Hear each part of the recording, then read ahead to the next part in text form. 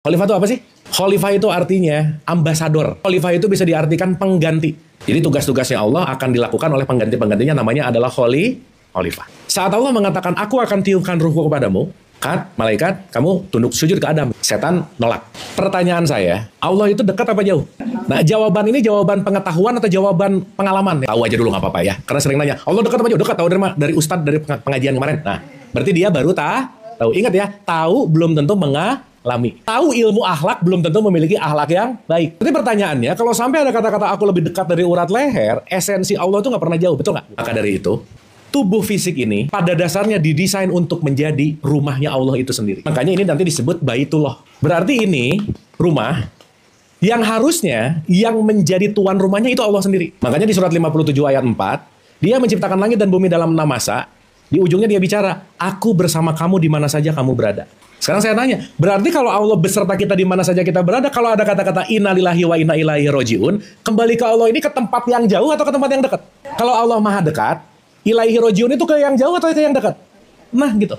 Maka, kalau kita mulai mengerti ini lagi lebih dalam lagi, oh iya ya, ini adalah rumahnya Allah, yang harus jadi tuan rumah harusnya adalah Allah. Tapi kita dikasih yang namanya nafsu. Satu ayat dulu, 12.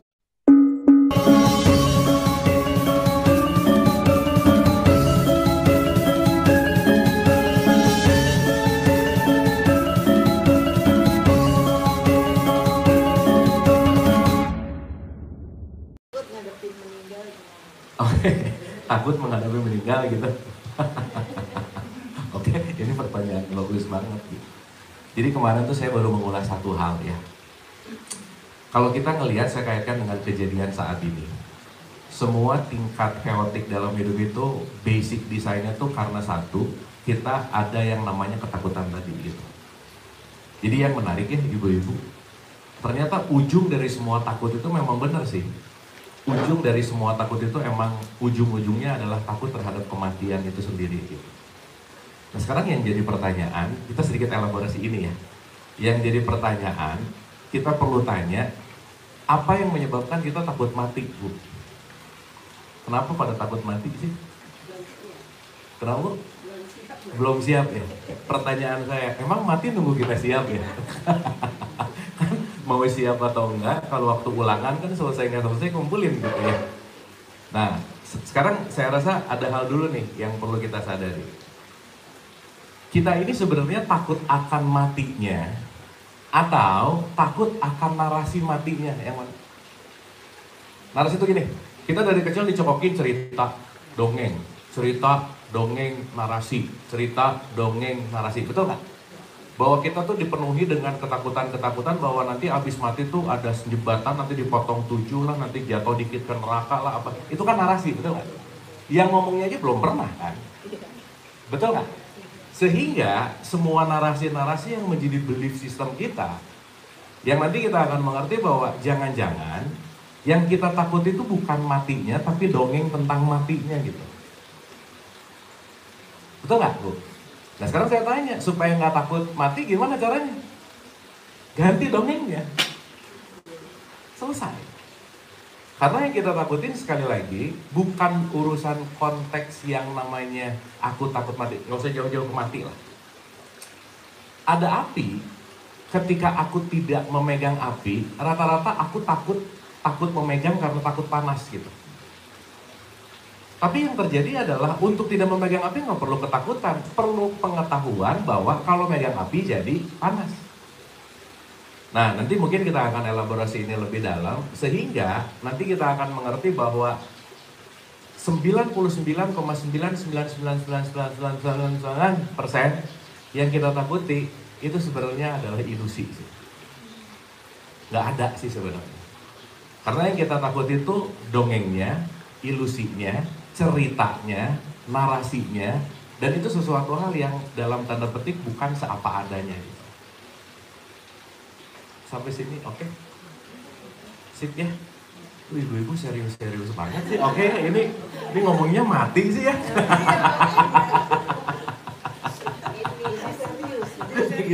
Ya, dilarang serius tapi kita sungguh-sungguh lah ya. Kalau serius tuh nggak asik gitu ya. Oke. Jadi mungkin topik besarnya kalau ngomongin itu kita bisa death is fun, nah, gitu. Ya, kita akan merubah narasi bahwa kematian itu menyenangkan. Gitu. Saya akan mulai dari sini dulu. Oke, sebuah narasi masuk ke kita itu tergantung dari pola pikir kita. Oke, makanya kalau nanti kita ngomongin diri sejati, kita akan mengerti bahwa segala bentuk ketakutan kita lebih banyak dari ilusif mental daripada fisikal gitu. Ibu-ibu maaf ya, nanti disadari. Kita tuh terlalu banyak ketakutan terhadap sesuatu yang nggak ada gitu. Entah takut masa depan ataupun takut masa lalu. Dan nanti kita tuh banyak terjebak masa depan, masa lalu, masa depan, masa lalu, masa depan, masa lalu. Dan itu konteksnya kalau saya pinjam dalam bahasa Quran, itu ada di dalam nafs kita gitu. Makanya kenapa Quran berulang-ulang, ya ayat Tuhan nafsul mutmainah, wahai jiwa-jiwa yang tenang. Dan ketakutan mati pasti datang dari jiwa yang jarang tenang, itu sih intinya. Iya serius. Karena saat jiwanya jarang tenang, si narasi, ilusi semua itu bisa menguasai, menghantui gitu intinya. Nah jadi mungkin kita bahas dari rootsnya dulu, supaya nanti kita mengerti dalam konteks apapun itu, supaya nanti pulang dari sini jam 1, jam 12, jam setengah 1-an, udah gak pada takut mati gitu ya. Oke, saya mau mundur dulu nih ke basic desainnya. Kebanyakan kita melihat segala sesuatu tuh jadi versus, Bu. Contoh, versus itu lawan. Lawannya hidup adalah mati. Betul nggak? Lawannya sukses adalah gagal. Lawannya suami adalah istri. Ya kan kalau sekarang lawan suami, lawan kata misalnya kalau pakai nama kata, pasti istri. Nah, kita sudah terbentur dalam pola berpikir tentang versus tadi. Padahal pada kenyataannya, maaf nih ya, apalagi ngomongin mati.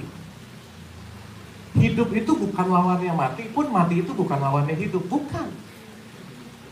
Tapi mari satu aja kita ganti simpel. Kita ganti lawan menjadi mitra, selesai.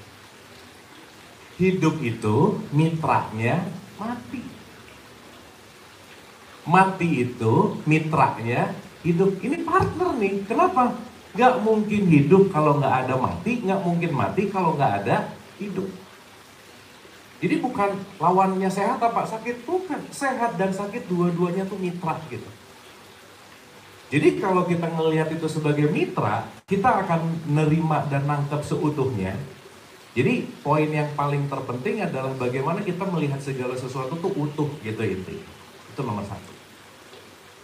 Jadi sekali lagi ya memang saya mengalami itu juga sih Bu, 18 tahun yang lalu Bu. Jadi 18 tahun yang lalu tuh beneran takut mati. Beneran takut banget. Ternyata dalam efek psikologi ibu-ibu, ketakutan mati itu indikator parameter ada kemelekatan yang besar. Karena rata-rata orang takut mati, itu takut meninggalkan sesuatu yang udah dikumpulin gitu misalnya. Dan nanti takut mati tuh mikirin, aduh nanti anak gimana, cucu gimana, suami kawin lagi atau enggak. Ya gitu-gitu tuh. Yang nggak terlalu penting sih sebenarnya gitu. Sehingga konteks ilusifnya terjadi karena kenapa? Ya itu tadi, kita masih memiliki narasi-narasi konvensional yang saya rasa kalau narasi ini nggak di-uninstall dan diinstal yang baru, kita akan selalu ketakutan gitu. Sampai sini oke? Aduh diam gini, ini oke ini. Kan mati mah urusan waktu ya, bener nggak? Kalau nggak saya duluan, ibu-ibu duluan, kan gitu ya? Udah selesai gitu. Dan nanti ada cerita, nanti abis mati ada A, ada B. Belum ada yang pernah, Bu. Ini siapa yang udah mati balik lagi, selfie di neraka gitu misalnya, panas apa dan lain-lain, itu kan sesuatu narasi sih sebenarnya. Sehingga sorry itu harus saya sampaikan, narasi-narasi kematian yang ditimbulkan oleh agama itu didorong oleh ketakutan. Maka agama itu penuh banget dengan ketakutan pun pada dasarnya memang diperlukan pada tahapan awal gitu. Karena memang salah satu cara untuk merubah sesuatu secara drastis itu melalui jalur yang namanya fearless. Oke? Sip ya? Sekarang supaya ngerti mati itu apa gitu. Ini kita akan bicara agak lebih dalam sedikit. Supaya jangan berpikir mati itu tanah kusir gitu. Iya. Karena yang mati ke tanah kusir itu hanya kematian tubuh kita. Betul nggak? Sekarang kalau ada kata-kata innalillahi wa inna ilaihi rojiun, yang ilahi rojiun itu bagian diri kita yang mana? Makanya kalau dalam perspektif Sunda nih ya, dalam perspektif Kasundaan nih, ada kalimat keren banget kalau ada orang meninggal. Mulih ka jati, mulang ke asal. Tanah kembali ke tanah, sumber, percikan kembali ke sumber. Dan nanti kita ngerti sih, sebenarnya ya saya to the point aja ya, kematian tuh hoax sih, Bu. Iya, hoax banget. Kenapa? Karena kita menganggap kematian itu ending, selesai. Dalam tatanan tubuh biologis. Sementara nanti kita ngerti dalam perspektif tasawuf misalnya, tubuh biologis kita tuh cuma 1% loh.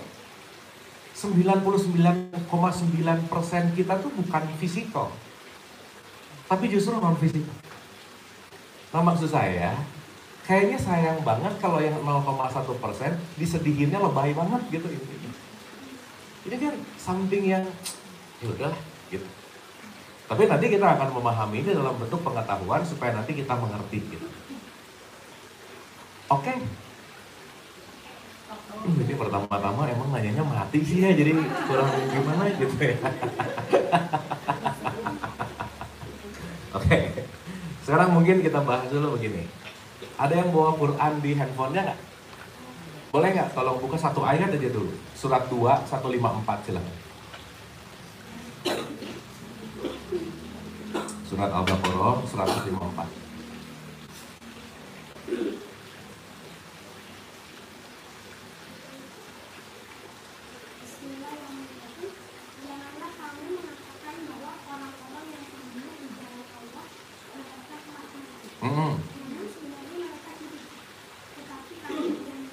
Nah gitu. Jangan dipikir mati gitu. Hidup cuman kamu nggak ngerti aja gitu bahasa Quran ini. Nah sekarang saya mau membahas hidup dan mati ini tidak dalam perspektif kulit, tapi kita agak main-main ke isi, boleh nggak? Boleh ya, supaya kita nggak ngelihat covernya aja gitu. Supaya nanti kita akan mengerti what the real death, apa sih yang disebut dengan mati itu apa? Karena maaf ya ibu-ibu, maaf nih. Ada orang usianya 90 tahun, meninggal. Anyway, nanti kita akan ngerti beda antara mati, meninggal. Kalau dalam bahasa Arab, wafat, ajal, itu dua hal yang berbeda. Dua hal yang berbeda. Gitu. Nah, sebelum masuk ke situ, gini. Ada seseorang yang usianya sampai 90 tahun, meninggal, dikubur umur 90 tahun, tapi dia udah lama mati dari umur 60 tahun, udah mati dia. Tapi baru dikubur umur 90 tahun. Nanti ngerti perspektif ini. Sehingga nanti kita akan menyadari hidup dan mati dalam perspektif Allah itu seperti apa gitu. Oke ya. Supaya nanti kalau dengar ada mati apa, memang sekali lagi sangat normal begitu dengar mati ketakutan, karena itu sudah menjadi kolektif secara ya, kesadaran kolektif tentang kematian itu menakutkan. Tapi ibu-ibu kalau main-main ke ranah sufi ya, sedikit nih ya. Justru seorang sufi yang paling dia tunggu itu adalah kematian. Kenapa? Karena mati adalah pulang ke kekasih sejatinya. Pertanyaannya, kalau kita ada orang yang meninggal, refleks ngomong innalillahi wa inna ilaihi rojiun. Betul nggak, Bu? Sekarang saya tanya. Kalau dalam tradisi Islam ada kata-kata innalillahi wa inna ilaihi rojiun, dari Allah akan kembali ke Allah, berarti tujuan utama kita mau pulang ke Allah nggak?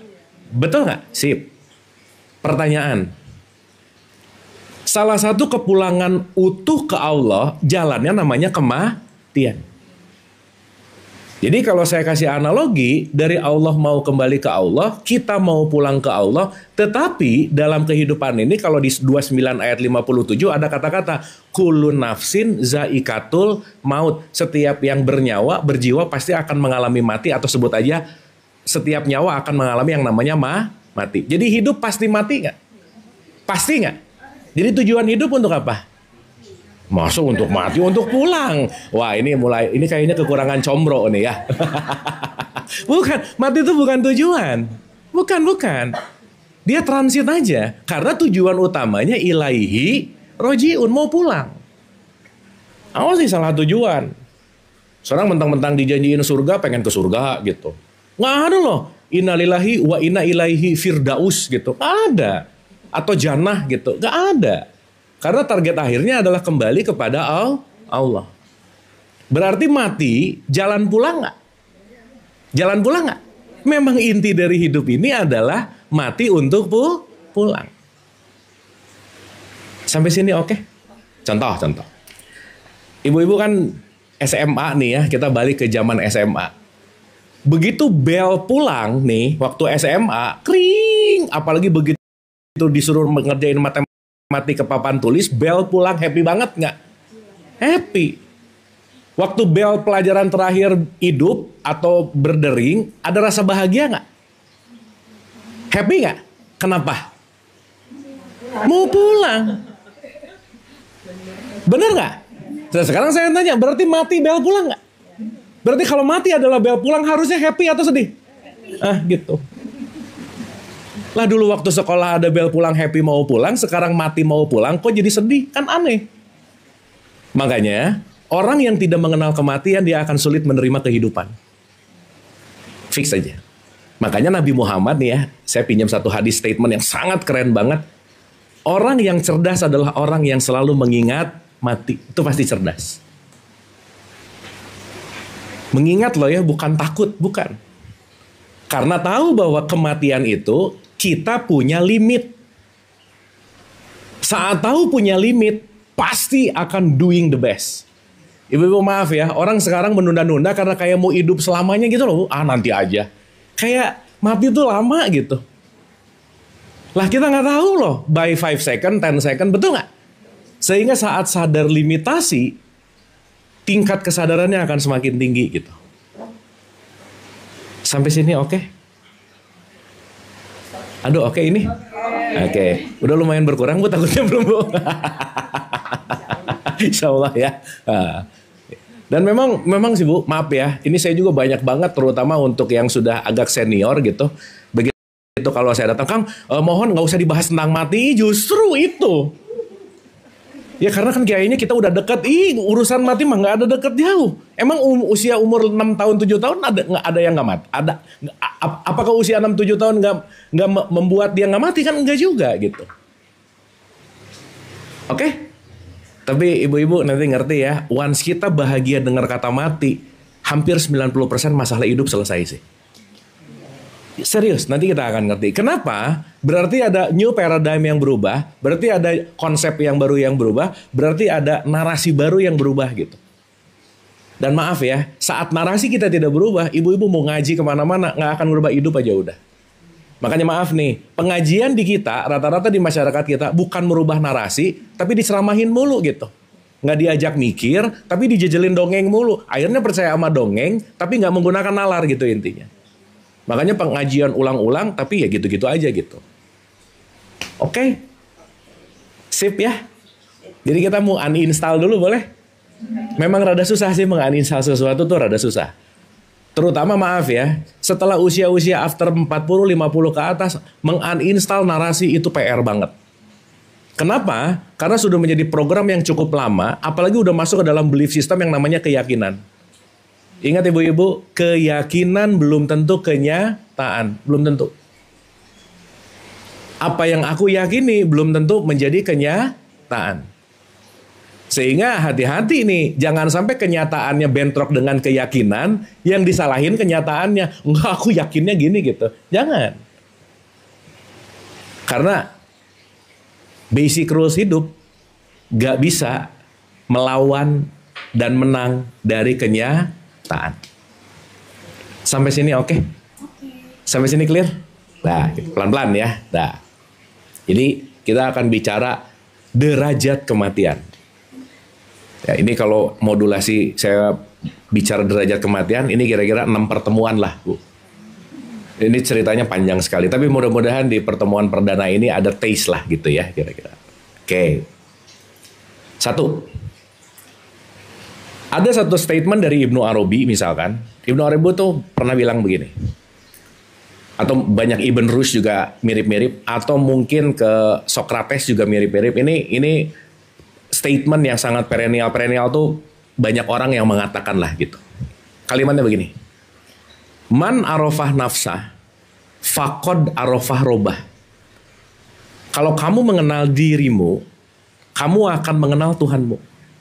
Jelas ya? Jadi kalau kamu kenal diri, kamu akan kenal Tuhan. Berarti diri adalah mikroskop untuk melihat Tuhan. Diri adalah jembatan untuk mengenal Tuhan.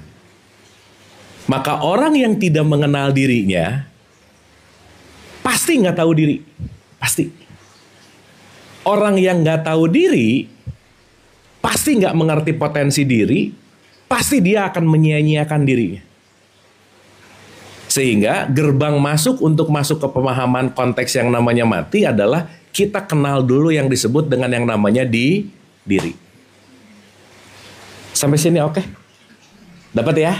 Nah, saya mau bagi dua dulu aja. Ibu-ibu kalau ngelihat seseorang, siapapun lah yang kelihatan seseorang, itu bagian yang tertampak, kira-kira lebih banyak bagian fisiknya atau non fisiknya yang kelihatan? Hah? Lebih banyak kelihatan tampak fisikalnya atau non fisikalnya? Fisikalnya. Betul? Berarti kalau kita ngelihat secara fisik, ngelihat secara kasat mata, yang kelihatan itu adalah fisiknya, tapi bagian non fisiknya nggak kelihatan langsung. Betul nggak, Bu? Sip. Tapi sekarang saya tanya, diri kita ini sebenarnya yang mayoritas bagian fisiknya atau non fisiknya? Hah? Segitu, begitu ngelihat orang, maaf ini yang ada bentuknya, otaknya kelihatan nggak? Jantungnya, paru-parunya, ususnya, sel-selnya, darahnya, nggak. Berarti ketika kita ngelihat seseorang, pikirannya, perasaannya, memorinya, niat, sikap hatinya, nggak, betul nggak? Berarti saat kita ngelihat siapapun, bagian yang tidak terlihat jumlahnya lebih banyak daripada yang terlihat. Betul? Jadi kalau saya bikin perbandingan, yang kelihatan cuma 1%, yang nggak kelihatan itu 99%. Jadi kalau kita menilai berdasarkan 1%, rugi. Kita banyak nggak tahu tentang siapapun. Oke?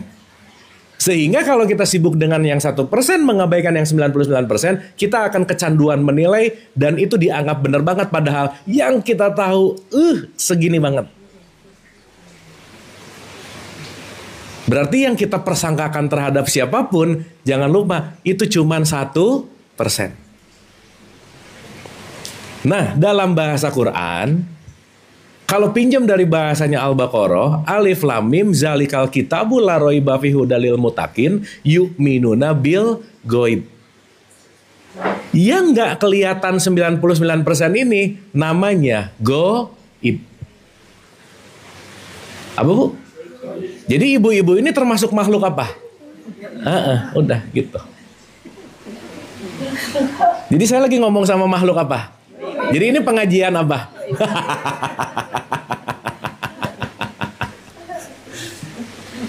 Dapat ya? Dalam melihat seseorang, yang goib itu selalu pasti lebih banyak. Makanya Quran ngomong, yu'minuna bil goib. Kenalilah yang goibnya. Karena kalau kamu tidak mengenali yang goibnya, nggak bisa akimi sholat. Oh, itu panjang tuh ceritanya. Nah, jangan lupa, Bu, syarat sholat itu kenal dulu sama yang goib. Orang hari ini main sholat aja yang goibnya nggak kenal, ujungnya apa? Allahu Akbar, rokaat 2, rokaat 3, lupa rokaatnya. Betul nggak? Akhirnya gerakan sholatnya dilakukan, tapi perilakunya tidak terhubung. Akhirnya sibuk di ritual, tapi jiwanya nggak terhubung. Akhirnya ritualnya rajin banget, makanya orang tua tuh, wah, udah sholat belum? Itu aja terus yang ditanya. Tapi jarang loh yang nanya ke anaknya, nah hari ini happy nggak? Hari ini nolong orang nggak? Hari ini sabar nggak? Sibuk di wilayah ritual, tapi yang goib nggak pernah ditanyain gitu. Sibuk di wilayah yang kelihatan, akhirnya bangga banget ketika rajin ke masjid lah apa. Ini soleh dan soleha. Kenapa? Fisiknya kelihatan sering ke masjid, padahal bisa nyolong sendal, benar nggak, Bu? Nggak tahu. Betul nggak? Apalagi kalau mama datang ke pengajian, pulangnya, solehah, belum. Solehah mah bukan waktu pengajian pulangnya, belum. Karena ada perubahan goib nanti di situ. Oke, sampai sini? Dapat ya? Oke. Jadi kita tuh yang goibnya lebih banyak atau lebih dikit? Lebih banyak. Nah, bagian yang paling luar, wadah, itu namanya jasad. Oke, Bu? Jasad. Jadi begitu ngelihat yang di luar, ini tuh tampilan fisik aja sih gitu. Dan only 1%. Makanya punten ya, mohon maaf, Allah tuh nggak pernah loh ngasih penilaian kepada seseorang berdasarkan jasad dan identitas yang dilekatkan kepada jasadnya. Nggak ada. Tapi selalu kalimatnya inna akromakum indallahi atqakum 49 ayat 13 mengatakan yang paling mulia di hadapanku adalah orang yang paling takwa. Saya mau nanya, Bu, maaf ya. Maaf banget nih.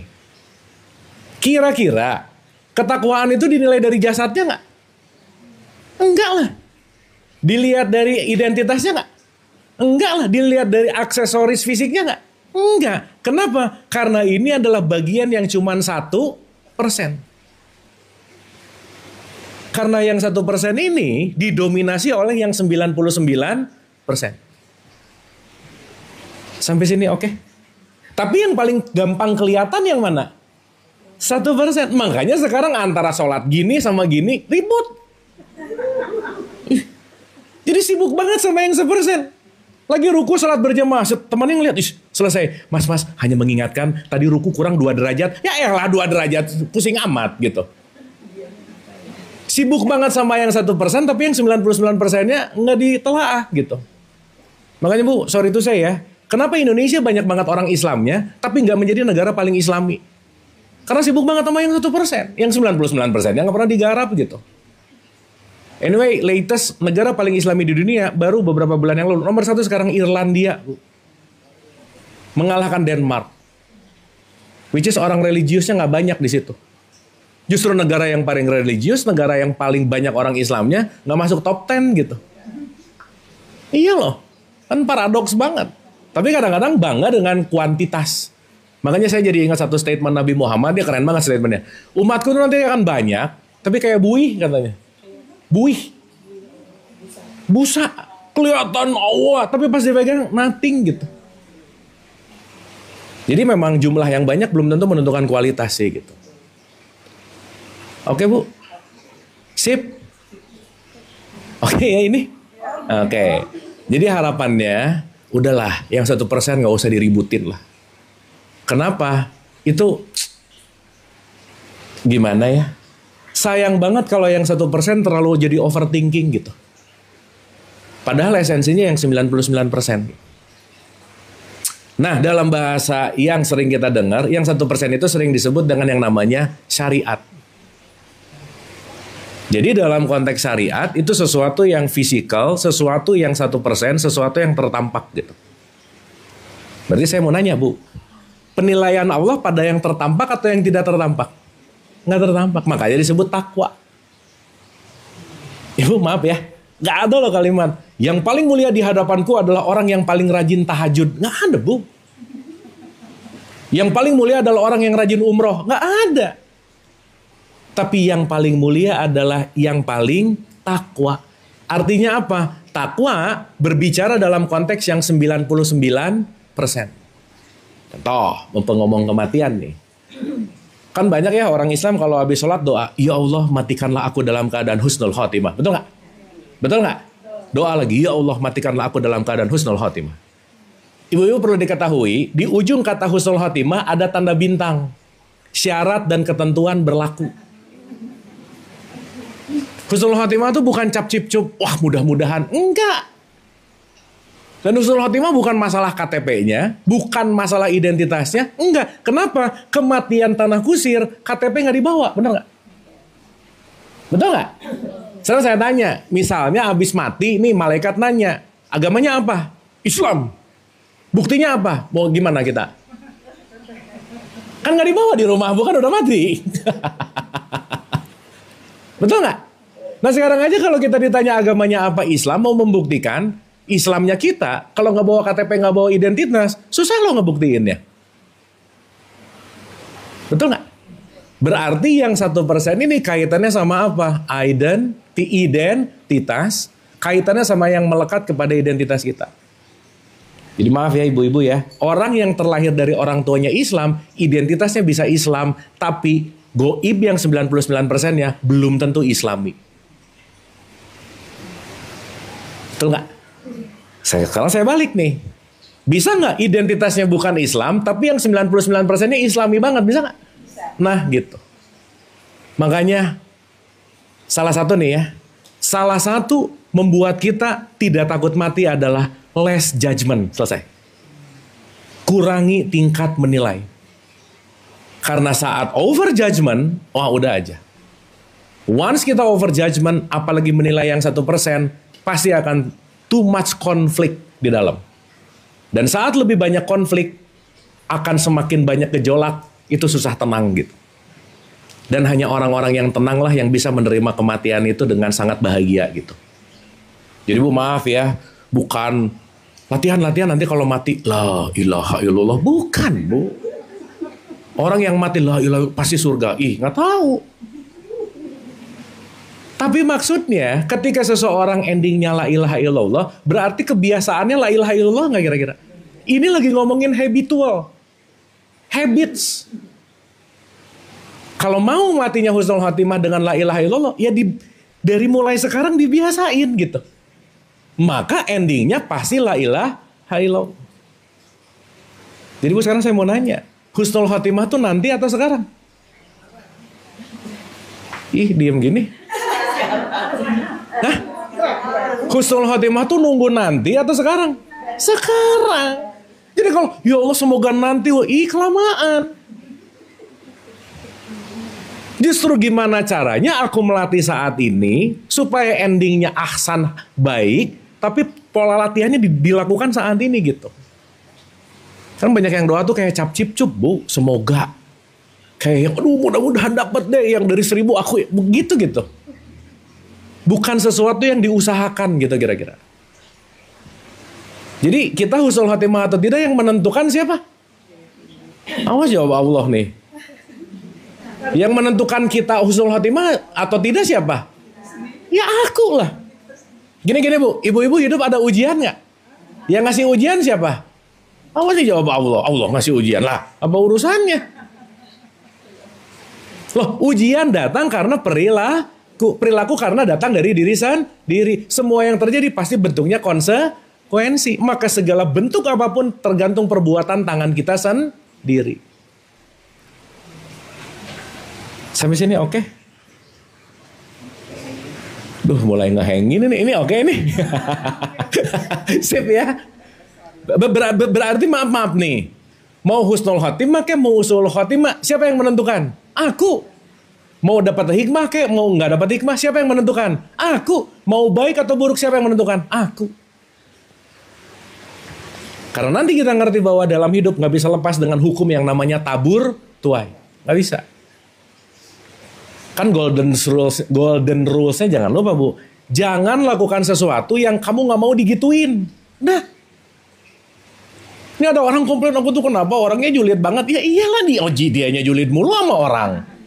Gak mungkin lah dia dapat orang yang baik kalau tiap hari dia julid sama orang. Gak bisa Bu. Karena kalau saya nanam melon, pasti panen melon. Berarti kalau sekarang saya panen durian, kemarin nanam apa? Berarti kalau sekarang saya panen caci maki, kemarin ngapain? Nah gitu. Ini begitu datang sesuatu yang buruk, langsung Allah memberikan ujian. Nyalahin Allah. Ini kalau jadi Allah pusing, nih gimana sih gitu. Kok jadi aku yang disalahin gitu. Betul nggak Bu? Oke sampai sini? Oke nggak ini? Oke. Paham Bu? Atau puyeng? Dapat ya? Ya supaya kita dengar mati itu biasa, santai gitu. Karena mati tidak didesain untuk ditakuti. Oke? Nah, koma. Kita jujur-jujuran Bu. Apa yang paling ibu-ibu takut kalau mati apa? Kenapa? Gak jelasan aja. Lah emang lagi hidup ada yang jelas? Lebih gak jelas lagi. Lah 5 menit yang akan datang jelas nggak? Enggak. Sok, apa yang paling membuat kita takut mati? Apa? Kenapa? Sakit atau enggak? Oh, sakaratul maut. Iya. Ibu pasti sering baca buku Hidayah ya. Siksa kubur orang penjudi, ada belatung gitu. Ya emang pasti ada belatung lah semua juga ya. Ayo apa lagi? Meninggalkan apa, Bu? Emang kalau ditinggalin kenapa? Loh, betul nggak? Lah bener nggak ini? Ini kita kadang-kadang jarang menganalisa akarnya loh. Karena maaf ya, once kita berbicara ada akar, ada batang, ada buah. Kalau buahnya pengen manis, nggak bisa kalau nggak ditukar nggak bisa kalau nggak dirubah dari akarnya gitu. Betul nggak? Sip ya. Ini jawaban global ya, ibu-ibu ya. Begitu orang takut mati, rata-rata karena takut dosa. Bener nggak? Sok sekarang saya tanya, ibu-ibu ada dosanya nggak? Ya udah, kalau ibu-ibu banyak dosa nggak usah khawatir, temennya banyak, udah gitu aja. Yang lain juga gitu kok gitu. Oke? Nah, sekarang saya tanya, kita di sini termasuk orang yang percaya Allah nggak? Percaya Allah nggak? Sangat mudah untuk ngomong percaya sama Allah. Sekarang saya tanya, seberapa percaya sama Allah? Itu yang susah dijawab. Orang bisa ngomong, aku percaya Allah. Enggak, percaya urusan itu simpel. Tapi yang jadi pertanyaan adalah, seberapa percaya sama Allah? Oke? Yuk, boleh dibuka lagi surat 48, 1-3. 48, 1-3. Sesungguhnya kami telah menganugerahkan kepadamu kemenangan yang nyata. Dikasih anugerah kemenangan yang apa? Nyata. Lanjut.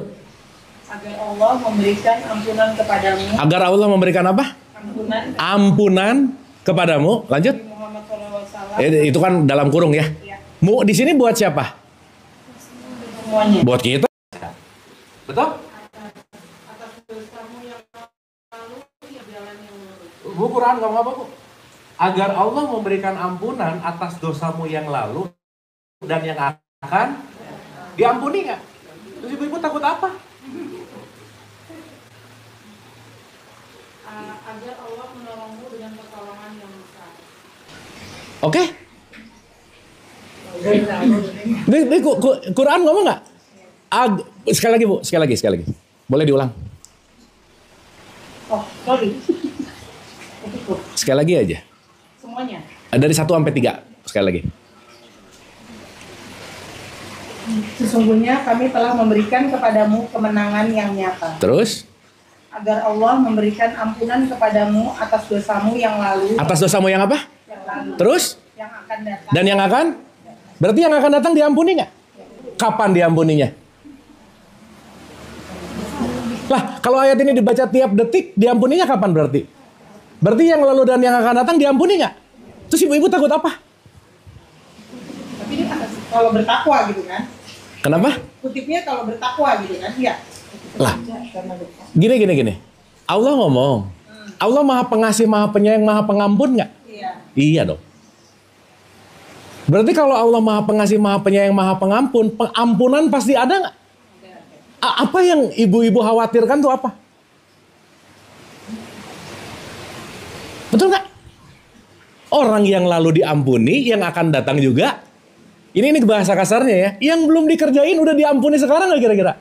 Makanya ibu-ibu yang sekarang ngerasa banyak dosa, kurang, yang lebih banyak lagi sok bikin.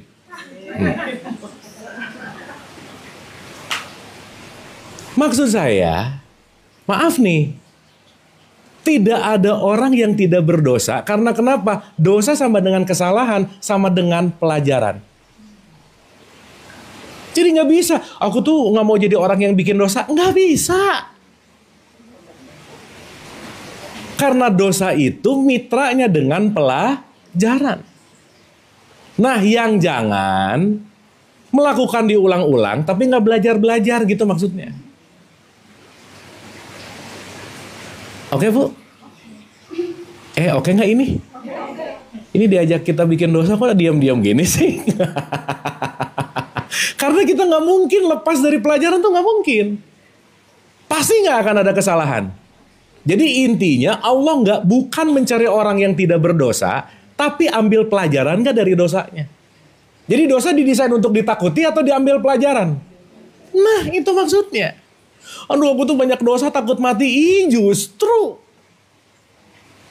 beruntunglah orang yang banyak dosa. Kenapa coba? Banyak opportunity untuk belajar. Contoh. Ibu pernah dengar cerita Nabi Adam? Gini. Pelajaran pertama Allah kepada manusia yang namanya Nabi Adam, apa coba pelajaran pertamanya? Bikin salah. Betul nggak? Sehingga Adam begitu bikin salah, bukan salahnya yang di-highlight. Ya Allah, aku mau kembali. Bu, sesaat kita mau kembali kepada Allah, tidak ada alasan Allah untuk mengampuni kita. Titik.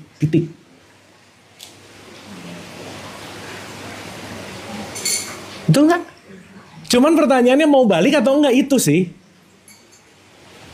Nah sekarang gimana kita mau dalam tanda petik 100% sangat komit kepada Allah, kalau kita, yang tadi pertanyaannya, banyak orang percaya sama Allah, tapi pertanyaan yang lebih dalam adalah seberapa percaya? That's the question. Satu lagi, surat 4 ayat 110, silakan. Siapa yang berbuat kejahatan atau menganiaya dirinya, kemudian memohon ampunan kepada Allah. Kemudian apa? Mohon ampun terus? Niscaya akan mendapati Allah Maha Pengampun lagi Maha Penyayang. Coba gimana tuh? Saat kamu mau balik aja ke aku, nggak ada alasan aku kata Allah untuk mengampunimu. Apa yang harus ditakutin, Bu? Betul nggak? Maka ada satu statement ketika Nabi Muhammad mengatakan sesuatu, nih saya pinjam dari satu hadis, kalimatnya keren banget, Bu. Selalu disampaikan begini.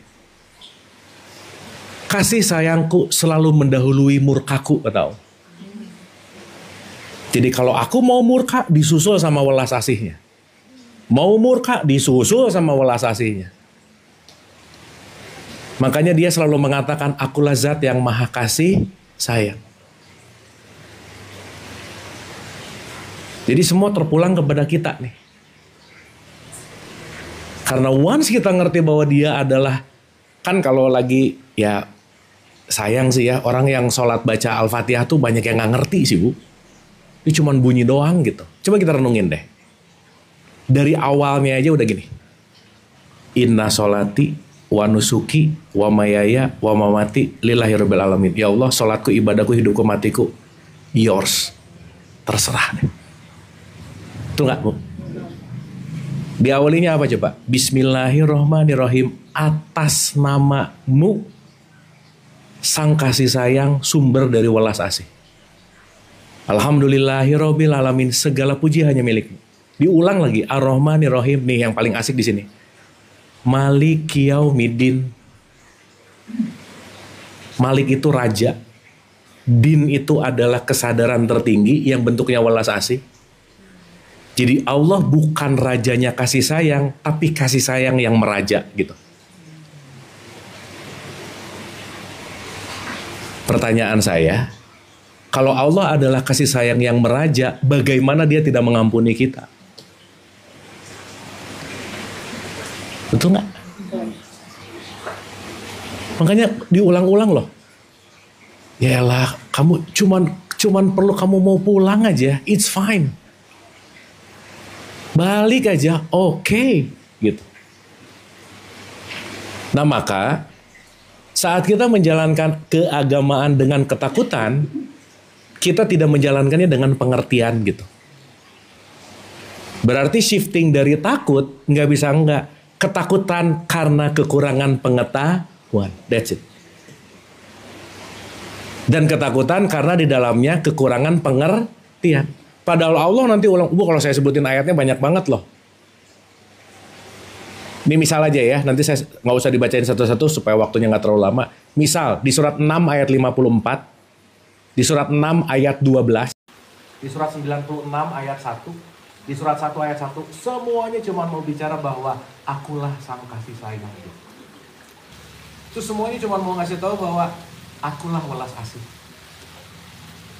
Jadi maksud saya ibu-ibu maaf ya, kebangetan kalau hari ini orang masih takut sama Allah gitu. Tapi di satu sisi ada benernya juga sih kalau ada kata-kata aku sesuai persangkaan hamba-Ku. Kalau kita menganggap Allah tukang hukum, tukang ini, itu, ina, itu, udah Allah tuh kayak gitu. Makanya saya ketemu sama teman, Allah tuh ya gini. Terus saya bilang, Allah kamu mah kurang funky gitu, nggak asik gitu. Allah saya mah asik penyayang, welas asih gitu. Berarti kan tergantung persangkaan kita, betul nggak, Bu? Berarti persangkaan tergantung dari narasi nggak kira-kira? That's it.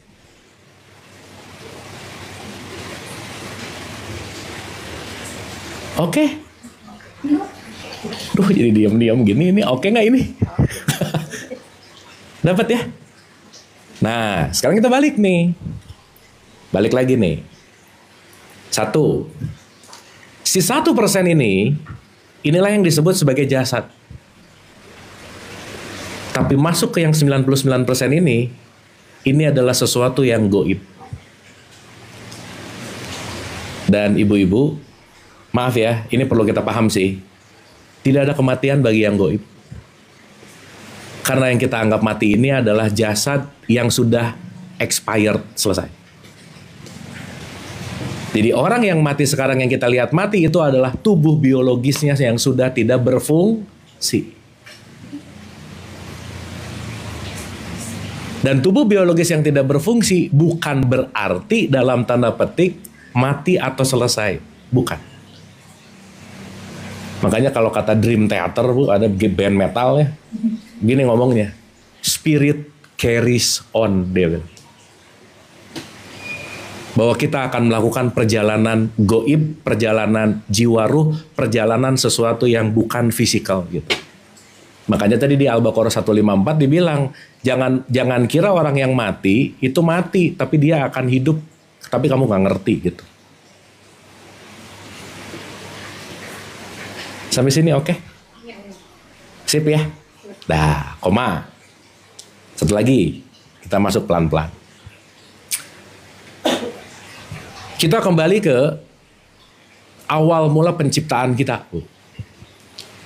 Nanti ini ada di surat Shad ya, 3871 sampai 82, dicatat aja nanti ibu boleh buka di rumah. Ya 38 ya dari 72 sampai 82 lah boleh. Gitu. Surat 38 72 sampai 82. Itu tentang ngomongin anthropogenesis, keberadaan kita sebagai manusia. Jadi di ayat itu lagi mau dikasih tahu bahwa apa sih purpose-nya Allah menciptakan kita sebagai manusia? Makanya di ayat itu lagi diceritain Allah lagi meeting sama malaikat, ngobrolin tentang Adam gitu. Jadi Allah lagi bilang, Kat, nanti ada Adam, servis dia ya. Baru muncul setan. Nah di sini mulai drama perennial antara Allah, Adam, setan, malaikat mulai di sini. Oke? Maka salah satu tujuan Allah menciptakan manusia, kalau kita pinjam dari perspektif ini, Allah mau membuat yang namanya khalifah. Pernah dengar kata khalifah, Bu? Nah, khalifah itu apa sih? Khalifah itu artinya ambasador. Kalau sekarang ada yang jadi skincare, ada brand ambasadornya tuh. Nah itu khalifah tuh. Atau khalifah itu bisa diartikan pengganti. Jadi tugas-tugasnya Allah akan dilakukan oleh pengganti-penggantinya, namanya adalah khalifah. Ya. Nah, pertanyaan. Saat Allah mengatakan, aku akan tiupkan ruhku kepadamu, Kat, malaikat, kamu tunduk sujud ke Adam, gitu kira-kira. Setan nolak. Oke, sekarang saya tanya, Bu. Pertanyaan saya, Allah itu dekat apa jauh? Dekat apa jauh? Dekat atau dekat banget? Nah, jawaban ini jawaban pengetahuan atau jawaban pengalaman yang mana? Tahu aja dulu nggak apa-apa ya. Karena sering nanya, Allah dekat apa jauh? Dekat. Tahu dari mana? Dari ustadz, dari pengajian kemarin. Nah, berarti dia baru tahu. Ingat ya, tahu belum tentu mengalami. Tahu ilmu akhlak belum tentu memiliki akhlak yang baik. Belum tentu. Let's say kita tahu dulu aja. Berarti pertanyaannya, kalau sampai ada kata-kata aku lebih dekat dari urat leher, esensi Allah itu nggak pernah jauh. Betul nggak? Oke.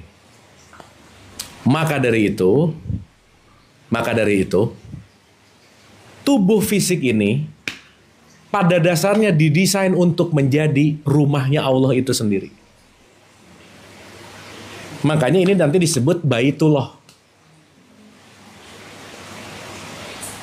Sampai sini oke? Sip ya? Berarti ini rumah yang harusnya yang menjadi tuan rumahnya itu Allah sendiri.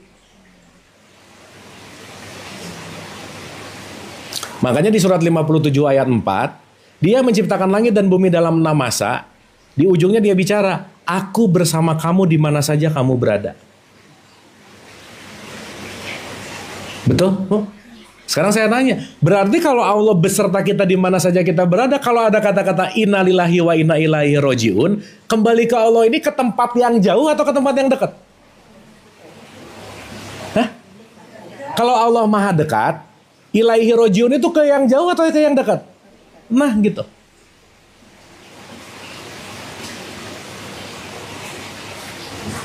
Maka kalau kita mulai mengerti ini lagi lebih dalam lagi, oh iya ya, ini adalah rumahnya Allah, yang harus jadi tuan rumah harusnya adalah Allah. Tapi kita dikasih yang namanya nafsu. Sampai sini oke? Paham ya? Satu ayat dulu, 12 ayat 53, silakan. Aku tidak menyatakan diriku bebas dari kesalahan. Aku tidak menyatakan diriku bebas dari kesalahan. Lanjut. Karena sesungguhnya nafsu itu selalu mendorong kepada kejahatan. Karena nafsu itu selalu mendorong kepada apa? Kejahatan. Jadi ada nafsu yang selalu mau ngejauh dari Allah gitu kira-kira. Lanjut. Kecuali nafsu yang diberi rahmat oleh Tuhan. Berarti semua nafsu jelek nggak, Bu? Enggak, karena ada nafsu yang dirahmati, ada yang tidak dirahmati. Gampangannya begitu. Lanjut. Sesungguhnya Tuhanku maha pengampun lagi maha penyayang. Ujungnya apa lagi tuh? Maha apa? Pengampun. Lagi maha? Terus takut apa lagi? Aduh, kamu tuh banyak dosa kayaknya tidak layak untuk diampuni Allah. Alah, gimana sih? Aku tuh terlalu banyak dosa. Bu, maaf ya. Mau sebumi raya ini dosanya dikumpulin, gak ada segininya dari kasih sayang Allah tuh gak ada, Bu. Gak ada. Karena kasih sayangnya selalu melampaui murkanya. Nah, sekarang saya tanya. Nafsu, atau mungkin kalau pakai bahasa yang gampang lah ya, ego ada gak di sini? Ada. Berarti mau-maunya ego itu rata-rata mau mendekatkan kepada Allah atau menjauhi kepada Allah. Berarti Bu, rumus.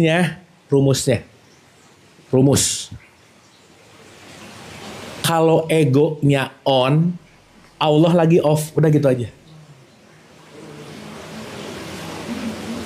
Oke? Kalau egonya off, berarti Allahnya lagi on. Sekarang saya tanya, Allah berarti menciptakan rumahnya ini untuk menjadi rumahnya Allah sendiri nggak? Betul? Cuman karena egonya terlalu tampil tiap hari, justru Allah menjadi tamu di rumahnya sendiri. Karena ego yang jadi tuan rumah. Harus gini, harus gitu. Kayak doa sih Bu, ya Allah, doa nih. Terima kasih ya Allah. Tapi ujung-ujungnya, ya Allah, sebaiknya ya Allah. Jadi ngatur Tuhan ada sebaiknya segala. Ini orang lagi doa apa lagi ngatur gitu. Lucu ya, menarik gitu. Jadi secara sederhana kalau kita mau bicara hidup mati berdasarkan pandangan Allah, bukan urusan tanah kusir atau tidak, bukan nanti atau tidak. Simple. Detik ini aku hidup atau tidak.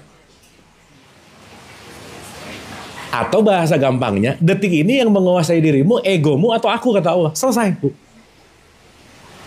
Jadi kalau orang hari-hari egonya muncul lagi, dia mungkin bisa makan, bisa kerja, tapi di hadapan Allah dia lagi mati. Kenapa? Akunya nggak hidup masalahnya.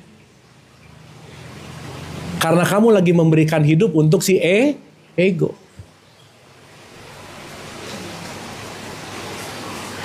Oke, Bu. Paham? Jadi maksud saya nggak usah takut mati yang jauh-jauh, nggak usah, Bu. Ingat aja, hari ini Allah lagi hidup atau lagi mati ya? Egoku lagi menguasai atau enggak ya? That's it. Misal. Ibu, kita tahu ya bahwa ujung dari konteks yang namanya takwa, kemuliaan itu, salah satu sifat orang takwa adalah pandai melepaskan kemelekatan. Itu ciri orang takwa. Makanya orang takwa di Quran disebut pandai bersedekah baik lapang maupun sempit. Jadi ciri orang takwa nomor 1, enggak pelit. Betul? Berarti kalau lagi enggak pelit, lagi dermawan, lagi takwa atau lagi tidak takwa? Takwa. Berarti kalau lagi takwa kira-kira Allahnya lagi on atau lagi off? Berarti kalau lagi pelit, lagi hidup atau lagi mati? Udah gitu aja. Nggak usah jauh-jauh. Contoh. Ini ceritanya makam tanah kusir. Ini rumah orang, ini kuburan. Ini makam tanah kusir. Ini ada kuburan di sini, tapi ini ada rumah penduduk. Jadi ini kuburan orang yang udah mati, ini rumah sarang atau tempat orang yang masih hidup. Di sebelah-sebelah yang rumah orang sama rumah jasad, ada orang kesusahan lewat, Bu. Susah aja lewat. Kira-kira yang udah dikubur bisa nolong dia nggak? Karena udah. Kalau yang hidup lihat dia nggak mau nolong, berarti dia apa bedanya sama yang udah mati? Berarti dua-duanya dalam keadaan apa? Nah gitu. Makanya yang tadi saya cerita, usia bisa sampai 90, tapi jangan-jangan udah mati dari umur 60-an. Kenapa? Ya nggak hidup hatinya. Nggak hidup takwanya gitu. Jadi alih-alih takut kematian yang dikubur, saya rasa mending waspada terhadap kematian Allah di dalam diri kita per saat ini dan kemunculan ego yang menguasai diri. Selesai. Betul nggak, Bu? Urusan nanti, udah aja nantilah. Karena nanti mah nggak ada ngomong-ngomong. Hidup ini cuman adanya sekarang di sini saat ini.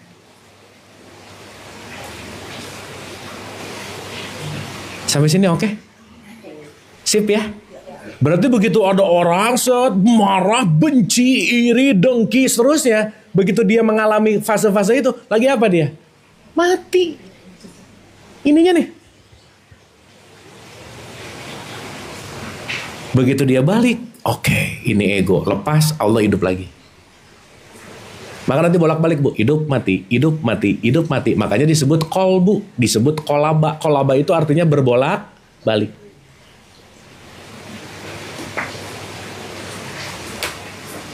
Jadi bahasa gampangnya, nanti dicek dalam keseharian aku hidup berapa jam ya gitu. Aku mati berapa jam gitu. Karena saat dilakukan dalam keseharian penuh dengan ego, emosi, kebencian, iri, dengki, penuh dengan reaktif, penuh dengan kompulsif, fix itu kita udah hanya menjalankan keseharian itu hanya dalam konteks yang namanya kebiasaan. 98% yang kita lakukan keseharian kebiasaan. Nggak hidup gitu. Kita cuman autoplay aja gitu. Nah jadi saya rasa daripada kita takut sama yang jauh, mending sadar bahwa ini aku lagi hidup atau lagi mati. Contoh. Ibu-ibu ini termasuk orang yang sering yang mana nih? Ngomong dulu baru mikir atau mikir dulu baru ngomong?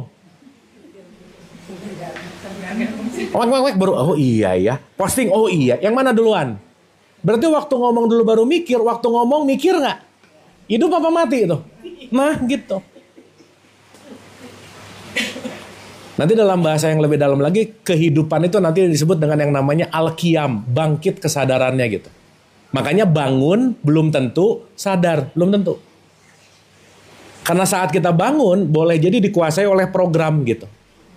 Makanya kita milih itu lagi, melakukan itu lagi, nanam itu lagi, tapi berharap hasilnya beda gitu, Bu.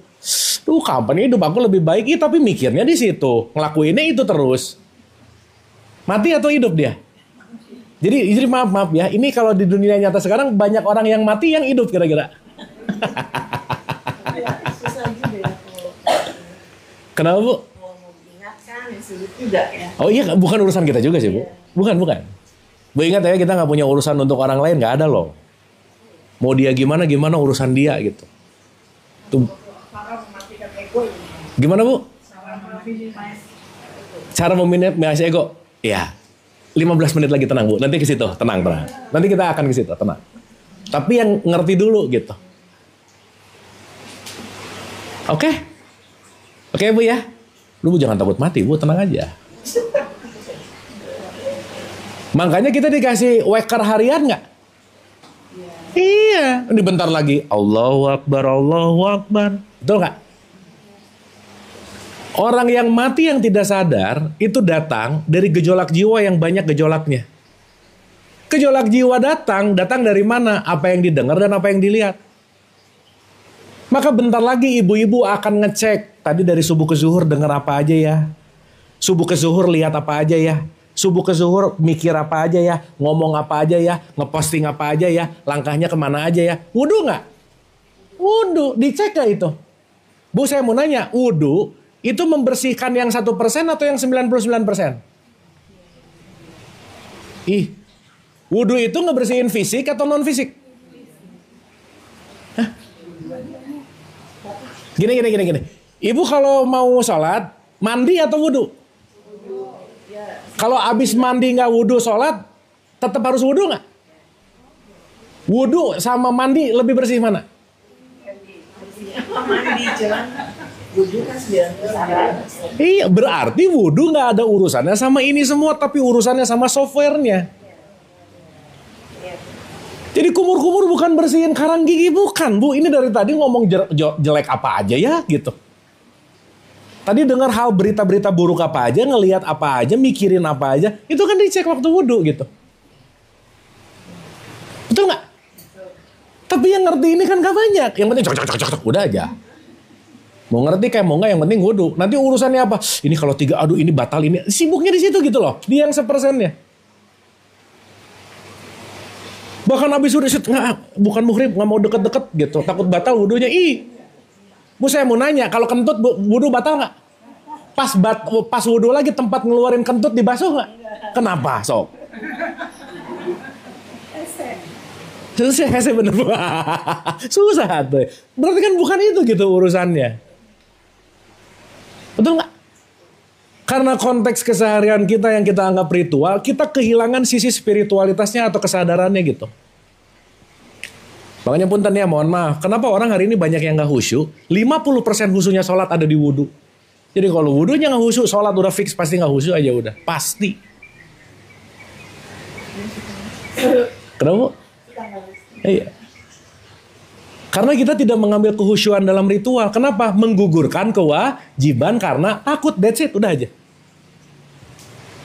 Kan sholat itu sekarang hanya kebiasaan, Bu. Kalau nggak sholat tuh ada yang hilang. Kenapa? Emang biasa masalahnya. Bukan karena paham-paham dan butuh-butuh banget gitu. Tapi karena rutinitas yang diulang-ulang. Bagus sih. Tapi kalau itu hanya menjadi rutinitas, kitanya jadi nggak hidup gitu. Oke. Dapat ini? Clear ya?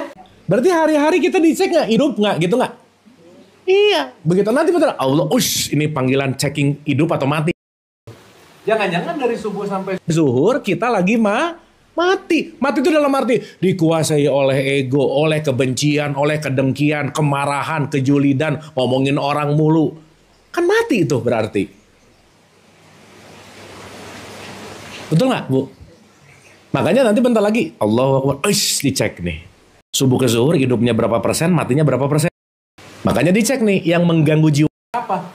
Dari dengar, dari lihat, dari mikir, dari ngomong, dari interaksi, dari langkah. That's it. Baru Allahu Akbar connect. Ibu-ibu ngomong-ngomong ya. Kalau tadi yang 1% jasad, anggap aja begitu, yang 99% adalah jiwa. Saya mau nanya, kalau sholat itu kira-kira rutinitas jasad atau jiwa? Nah, mulai ini. Hah? Sholat itu kira-kira rutinitas jasad atau jiwa? Dua-duanya. Jasadnya diregulasi, jiwanya terhubung. Tapi mayoritas sekarang apa yang terjadi? Cuman hanya Jadi rutinitas jasad. Jiwanya nggak tahu kemana. Allahu Akbar. Aduh, jadi ingat PIM lah, ingat sensi lah, ingat masak lah, gitu nggak? Sip ya? Berarti sholatnya tidak beserta yang 99%. Makanya nanti mau ada kata-kata gini, Bu. Fawailul lil musolin, celakalah orang yang sholat. Kenapa? Ya elah yang 1% doang, yang 99% nggak sholat gitu. ibu-ibu maaf ya. Kalau sholat tanpa jiwa namanya senam. Iya benar nggak? Hanya baru olahraga. Makanya indikator parameter sholatnya sukses atau tidak. Inna sholata tanha anil fahsya iwal munkar. Sholat mencegah perbuatan keji dan munkar. Bu ngegosip keji nggak? Keji. Berarti kalau dia sholat terus ngegosip, dia lagi sadar lagi mabuk sholatnya. Lagi hidup lagi mati. Oh nanti Bu, ada satu statement Nabi Muhammad yang keren banget. Anta mutu qobla mutu. Belajarlah mati sebelum mati. Wah top tuh nanti. Nanti kita ngerti. Sampai sini oke? Sip ya. Jadi kalau puasa tanpa jiwa namanya diet, Bu. Umroh haji tanpa jiwa namanya wisata. Udah kita sibuk di fisik aja. Tapi yang 99%-nya tidak terhubung gitu kira-kira. Oke? Sip ya? Paham ya? Ibu pernah dengar nggak Nabi Isa bisa membangkitkan orang mati? Pernah? Itu kan bukan Isa datang ke tanah kusir terus di tanah kusir pada hidup lagi, bukan.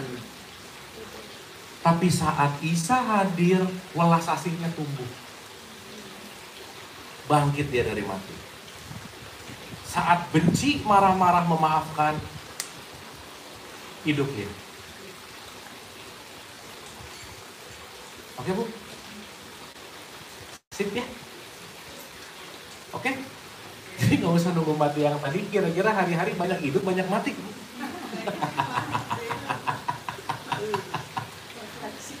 Iya, jangan ya Allah aku takut mati kata Allah. Lah dari tadi pagi juga udah mati gitu. Orang akunya gak pernah hidup, misalkan. Oke? Dapat ya?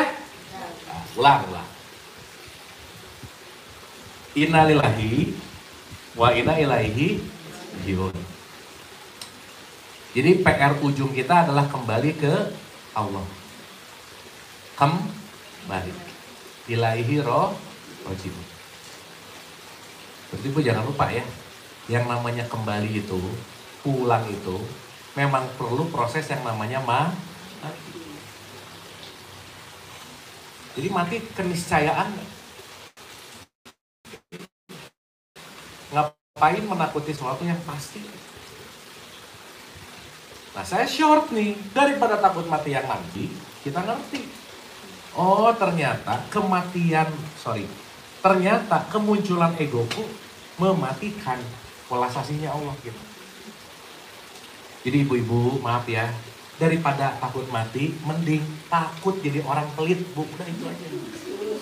Aku tuh khawatir jadi orang pelit deh. Iya, ini takut mati tapi pelit nggak berubah gitu. Oke? Maka jawabannya Ibu, nomor 1, gimana cara membuat jiwa kita tenang dan egonya nggak terlalu muncul? Nomor 1, banyak-banyaklah menjadi orang yang dermawan. Itu nomor 1. Kalau pengen bahasa Qurannya, bersedekah baik lapang maupun sempit. Berinfak baik lapang maupun sempit.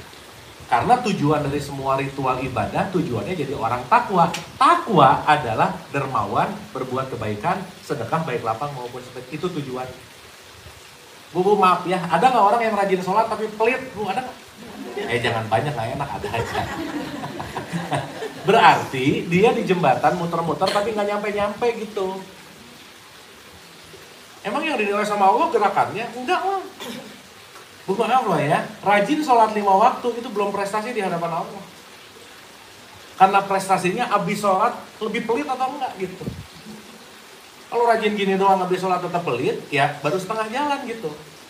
Makanya ujung dari semua ritual, mau sholat, puasa, umroh, haji, dan seterusnya, menjadi orang yang takwa. Oke? Jadi yang penting sholatnya atau takwanya? Dua-duanya kan, yang satu jembatan, yang satu titik sampai. Ini jam-jam makan siang nih kayaknya nih. Ya benar. Jadi yang penting puasanya atau takwanya? Dua-duanya. Yang satu jembatan, yang satu titik sampai. Oke? Jadi nomor 1, supaya cemas kematiannya hilang, dalam kondisi konteks dimensi apapun, belajarlah jadi orang dermawan. Dan dermawan itu bukan urusan hanya harta bentuknya uang gitu loh. Makanya kita perlu menjadi orang yang soleh. Apa Bu? Soleh itu apa sih? Proper. Tepat guna. Kalau orang jatuh nih di kolam, nolong nggak? Ngasih 500.000, dia mah butuh tali, bukan 500.000. Makanya pas gitu, in a proper way. Ya. Jadi nomor 1, point of view-nya adalah orang yang hidup adalah orang yang takwa. Orang yang takwa adalah orang yang menghadirkan welas asih Allah. Output welas asih Allah adalah berbuat kebaikan, berderma, menjalankan yang namanya welas asih. Jadi kalau ada 2 orang berantem, ini dua-duanya mati. Gampangannya begitu. Oke. Nomor 2. Itu dibaca ini ayatnya boleh nggak? 133 sampai 135. Bersegeralah menuju ampunan dari Tuhanmu. Bersegeralah menuju ampunan dari Tuhanmu. Dan surga yang luasnya seperti langit dan bumi. Dan surga yang luasnya seluas langit dan bumi. Lanjut. Yang disediakan bagi orang-orang yang bertakwa. Yang disediakan bagi orang-orang yang bertakwa. Siapa itu? Lanjut. Yaitu orang-orang yang selalu berinfak, baik di waktu lapang maupun sempit. Nah, nomor 1, orang yang selalu berinfak, orang yang selalu bersedekah, baik lapang maupun sempit. Jadi mau sempit maupun lapang, tetap ada kebaikannya di situ. Orang-orang yang mengendalikan kemakmurannya, Mengendalikan amarah kali ya? kemurkaannya, Ya. kemurkaannya. Jadi yang kedua, orang yang bisa membuat hidup terus adalah orang yang enggak sumbu pendek gitu. Berarti kontrol ego, emosi. Dan orang-orang yang memaafkan kesalahan. Ini nomor 3 nih, ini udah aja. Ibu-ibu ngerjain yang nomor 3, aman hidup. Orang yang mampu memaafkan kesalahan orang lain. Jadi sorry to say, kalau sekarang skill memaafkan yang gak bagus, berarti nilai takwanya rendah, berarti sering mati gitu. Berarti orang yang sering hidup adalah orang yang mudah memaafkan kesalahan orang lain. Allah mencintai orang-orang yang berbuat kebaikan. Sip. Terakhirnya muhsinin adalah orang-orang yang selalu mau berbuat kebaikan.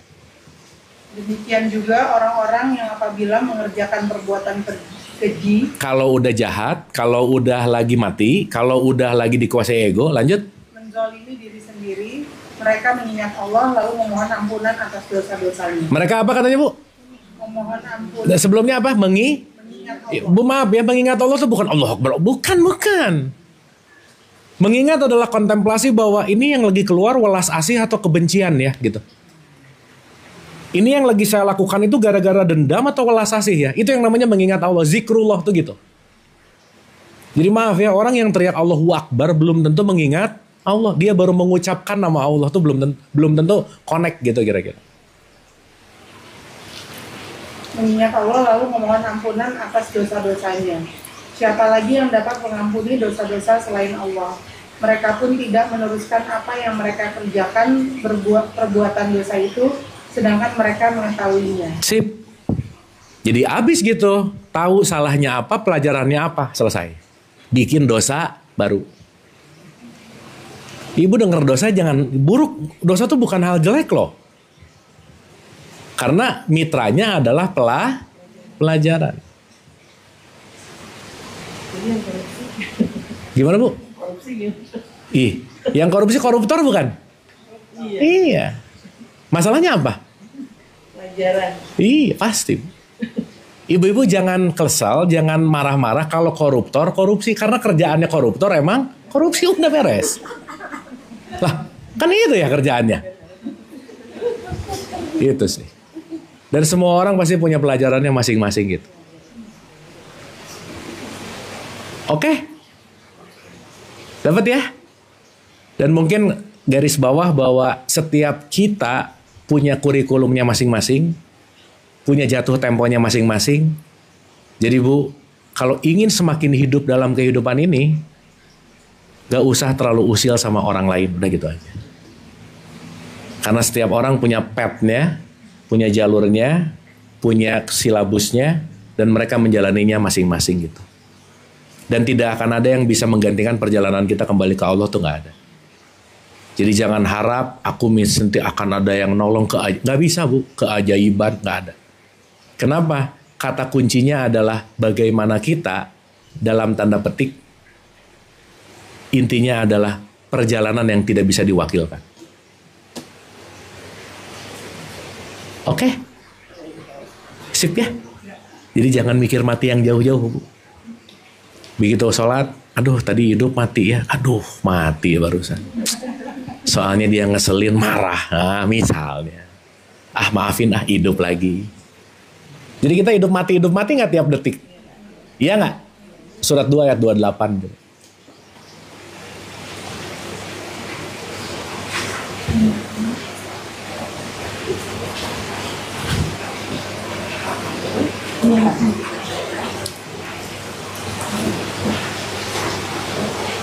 Bismillahirrahmanirrahim. Bagaimana kamu ingkar kepada Allah padahal kamu tadinya mati lalu dia menghidupkan kamu. Kemudian dia akan mematikan kamu. Dia akan menghidupkan kamu kembali. Dan kepadanya lah kamu dikembalikan. Jadi kita tuh Bu maaf ya, 1 detik kita hidup, 1 detik kita mati. Inhale, exhale, inhale, exhale, inhale, exhale. Gitu nggak kira-kira? Iya. Hidup, mati, hidup, mati. Oke? Sip ya? Bu, ini kita baru pemanasan Bu. Just beginning nih. Icip-icip dulu nggak apa-apa ya. Karena nanti part by partnya kita akan dalemin satu-satu. Tapi very good question, terima kasih. Boleh tepuk tangan Ibu, terima kasih. Pertanyaannya sangat menggugah dan sangat memantik gitu. Karena saya rasa betul ketakutan kebanyakan orang itu terhadap kematiannya. Tapi ada takut kepada kematian yang jauh, tapi kematian yang dekat lupa gitu. Jadi saya rasa yang jauh mah udah aja. Tapi yang dekat-dekat ini yang saya rasa yuk kita mulai sadari bahwa gak usah jauh-jauh lah. Dalam 1 jam ini aku lebih banyak hidupnya atau matinya ya gitu. That's it. Dan di sini hidup ini adalah konteks hidup hatinya. Hidup ulas asihnya. Hidup kasih sayangnya gitu. Oke? Sip? Kesimpulan? Kesimpulannya ya? Oh ya, Ibu silakan. Ya.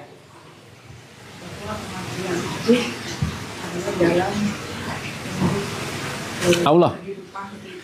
Berikutnya. Tuh Bu. Iya.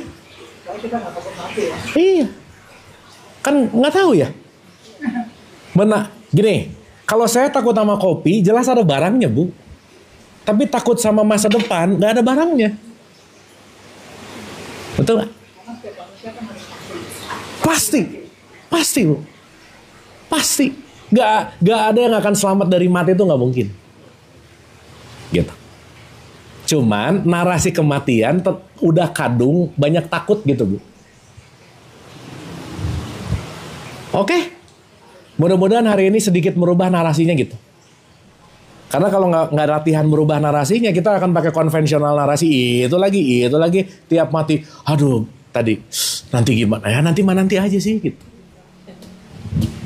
Karena Bu maaf ya, hidup itu hanya di sini, sekarang, saat ini. Nah, saya ngomong waktu udah masa lampau. Masa lampau udah nggak ada Bu. Nanti nggak ada juga. Sibuk di masa lalu dan di masa lampau, akhirnya tidak bisa mensyukuri saat ini. Jadi mending fokus ke depan ke masa lalu atau ke depan ke masa lalu atau fokus ke saat ini. Nah udah. Jadi maaf ya. Berarti kalau kita lagi ada di masa depan, lagi di saat ini nggak? Enggak. Berarti kalau lagi tidak di saat ini, lagi hidup, lagi mati. Nah gitu. Aduh dulu, udah lagi waktu dulu, lagi mati itu dulu ya udah. Bu maaf ya, ada nggak orang kasusnya 5 tahun yang lalu belum dimaafin sampai sekarang sakit hati gara-gara masalah 5 tahun yang lalu? Ada nggak yang begitu? Berarti dia hidup di masa sekarang atau di masa lalu? Mati nggak dia? Ah, gitu. Gimana nanti kalau ketemu orang nanya dulu, mati atau hidup gitu? Paham? Sip ya? Jadi udahlah Bu. Nanti kita bahas lebih dalam lagi. Karena nanti kurang ada kata-kata fiha abada. Oh, top.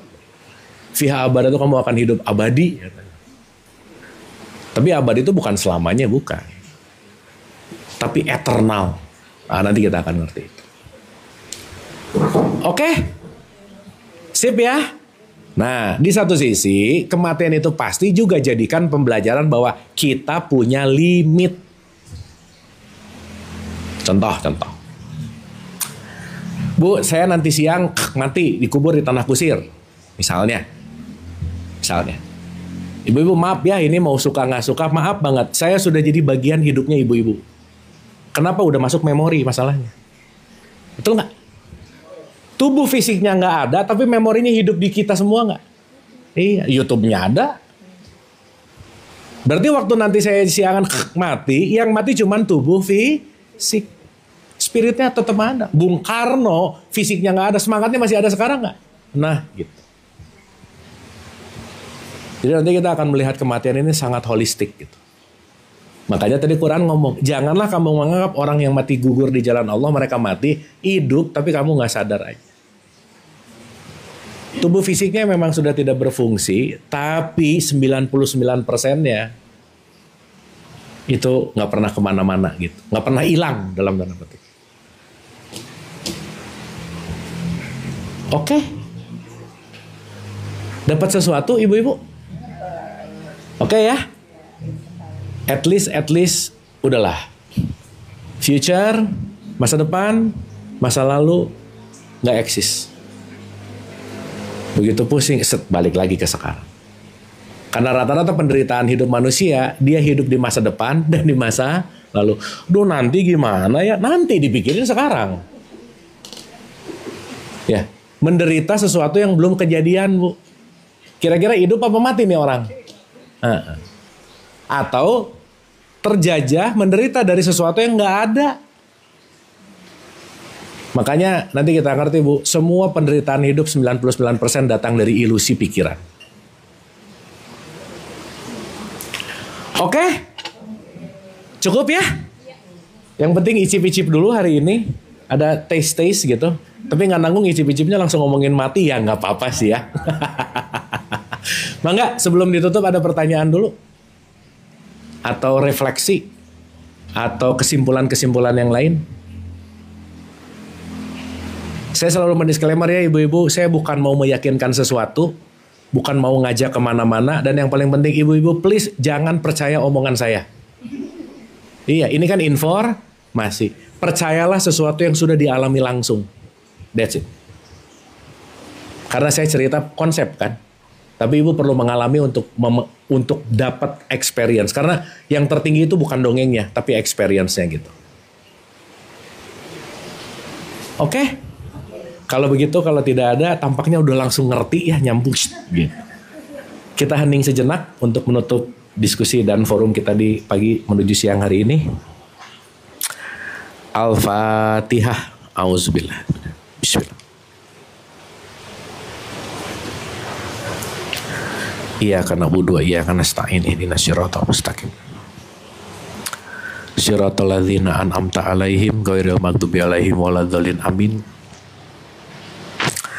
Allahumma rabbighfirli wali walidayya warhamhuma kama rabbayani shaghira. Rabbana atina fid dunya hasanah wa fil akhirati hasanah wa qina adzabannar. Wa adkhilnal jannata ma'al abrar ya aziz ya ghafar ya rabbal alamin. Subhana rabbika rabbil izzati amma yasifun wa salamun alal mursalin walhamdulillahi rabbil alamin. Amin, amin ya Allah ya rabbal alamin. Ibu-ibu, terima kasih, semoga bermanfaat. Saya minta maaf kalau ada kata yang tidak tepat dan tidak berkenan. Semua datang dari kebodohan saya, ketidaktahuan saya. Tapi semua hak kebenaran mutlak milik prerogatif Allah Subhanahu wa taala. Siapapun yang menyampaikan kebaikan adalah baik, yang mendengarkan kebaikan juga baik, tapi yang lebih baik adalah orang yang bersegera dalam berbuat kebaikan. Mari kita bersegera dalam berbuat kebaikan, fastabiqul khairat, dan terus berlatih menjadi orang yang takwa. Terima kasih, hatur nuhun, mohon maaf lahir dan batin. Wabillahi taufiq wal hidayah. Assalamualaikum warahmatullahi wabarakatuh. Terima kasih.